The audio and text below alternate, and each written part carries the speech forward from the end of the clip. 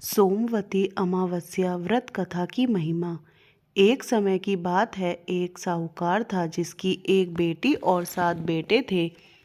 उनके सभी बेटों का विवाह हो चुका था, जबकि बेटी अविवाहित थी।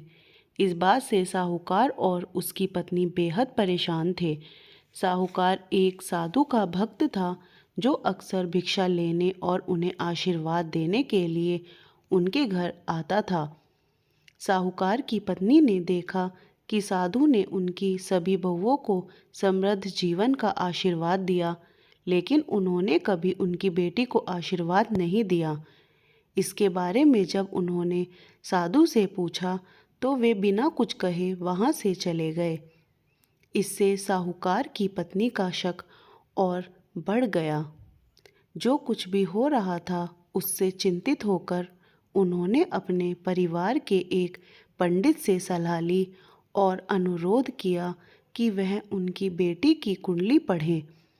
जब पंडित ने कुंडली पढ़ी तो उसने बताया कि अगर उसकी बेटी का विवाह हुआ तो उसे अपना शेष जीवन विधवा के रूप में बिताना पड़ेगा। हालांकि पंडित ने कहा कि अगर उसकी बेटी द्वीप पर रहने वाली एक विशेष धोबिन से सिंदूर ले और उसके बाद सोमवती अमावस्या का व्रत रखे, तो इससे उसका भाग्य बदल सकता है।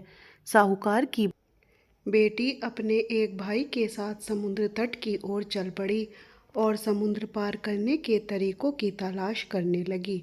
उस दौरान उसने देखा कि वहाँ एक गिद्ध का घोंसला था, जहाँ पर कुछ गिद्ध रह रहे थे, और एक सांप पेड़ पर चढ़ गया और मादा गिद्ध द्वारा दिए गए सभी अंडों को खा गया, जबकि अन्य गिद्ध भोजन की तलाश में थे। सांप के इस नियमित व्यवहार से गिद्ध का परिवार तबाह हो गया। इसके बाद लड़की ने खतरे को देखा और सांप को मार डाला और गिद्धों को उस परेशानी से मुक्त कर दिया।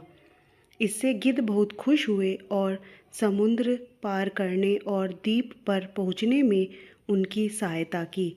जब साहूकार की बेटी आई तो उसने छिपकर धोबिन की सेवा की, जिससे धोबिन बहुत प्रसन्न हुई।